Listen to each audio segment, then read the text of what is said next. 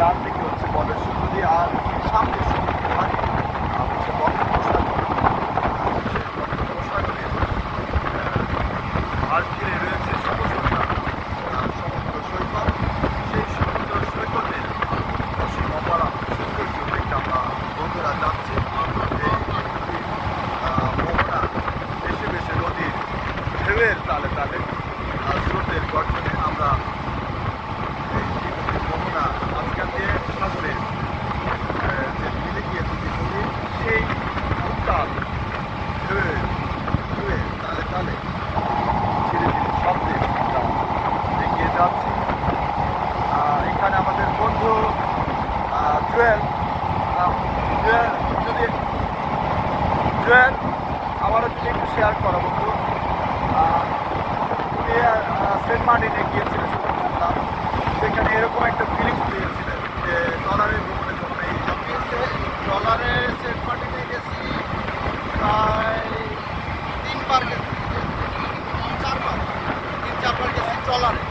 তখনও জাহাজ চালু হয় নাই, তো সেই জাহাজ চালু হয় নাই তখন গেছি। আর একবার তো মানে জাহাজ চালু ছিল, কিন্তু আমরা জাহাজ মিস করার ফলে আমরা গেছিলাম ট্রলারে, যেতে বাধ্য হই। পরে তখন সাগরের মাঝখানে ঝড় ওঠে। আলহামদুলিল্লাহ প্রথমে কিছুটা ভয় পেলেও পরে ইনশাল্লাহ আমাদের কিছু যায় না। এই হচ্ছে এখানে কি ফিলটা পাইতেছে? অনেকটা তেমনই ফিলিংস পাচ্ছি। হ্যাঁ, এই ফিলিংসটা আসলে বলে বোঝানোর মতো না, যে মানে অন্যরকম একটা ফিলিংস। এটা যারা সিলিং জার্নি করে তারাই বুঝতে পারবে, এছাড়া কেউ বুঝতে পারবে না। ধন্যবাদ।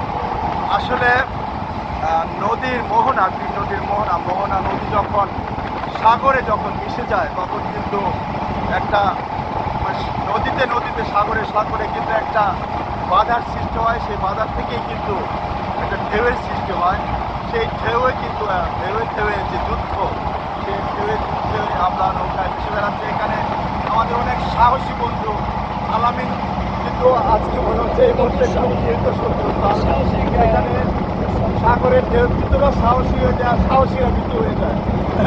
দুপাশে হাত ধরে শক্ত করে ধরে বসে আছে যারা না পড়ে যায়। আলামিন কেমন লাগতেছে? ভয় লাগতেছে?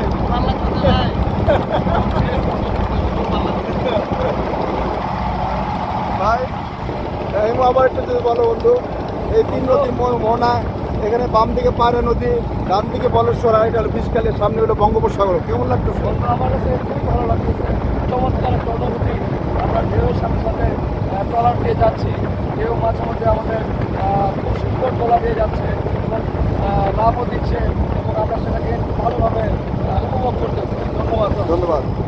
এখানে এই পাশের নৌকাটি দেখলেই বুঝবা যে আমাদের নৌকাটা আসলে কিভাবে ঢেউ খাচ্ছে। দেখো নদী ঢেউ আসছে পড়ছে এবং নৌকাটা কিন্তু হেলছে দুলছে। আমাদের নৌকাটাও ঠিক তেমনিভাবে হেলছে দুলছে, আর সাগরের ঢেউ আছড়ে পড়ছে। একবার সামনের দিকটা উপরে উঠে যাচ্ছে, আবার পিছন দিকটা নিচে নেমে যাচ্ছে। এইভাবে হেলে দুলে ঢেউয়ের তালে তালে আমরা এই পায়রা নদী, এই বলেশ্বর ডানদিকে নদী এবং বিষকালী নদীর এই মোহনা ভেঙে সামনে বঙ্গোপসাগর অভিমুখে আমরা যাচ্ছি সৌন্দর্যের অন্বেষণে, প্রকৃতির অপার সৌন্দর্য অবলোকন করতে।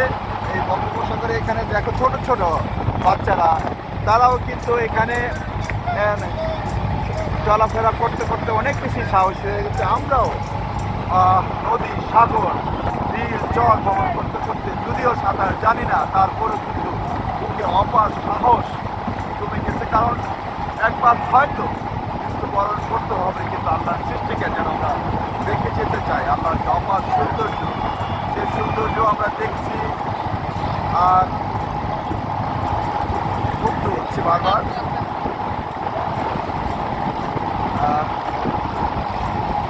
সেরকম ভালো লাগা একটি কাজ করছে।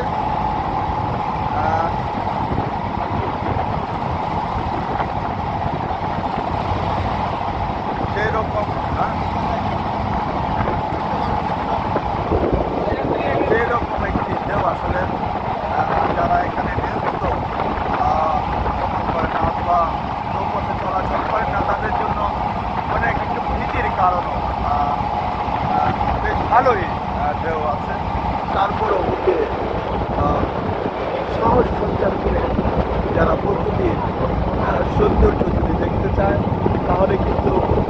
ভ্রমণের কিন্তু কোনো বিকল্প নাই। আমরা নিজ চোখে কাছ থেকে যদি আমরা নদীর সৌন্দর্য, সাগরের সৌন্দর্য যদি আমরা দেখতে চাই, সমুদ্র সৈকতের সৌন্দর্য দেখতে চাই এবং অসীম আকাশ দেখতে চাই, একেবারে সুন্দর সুন্দর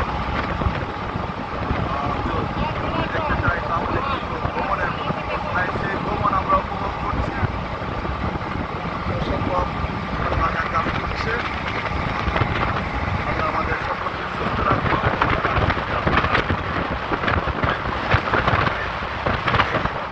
বামে পায়রা নদী আর মাঝখানে নদী এবং ডান দিকে বড়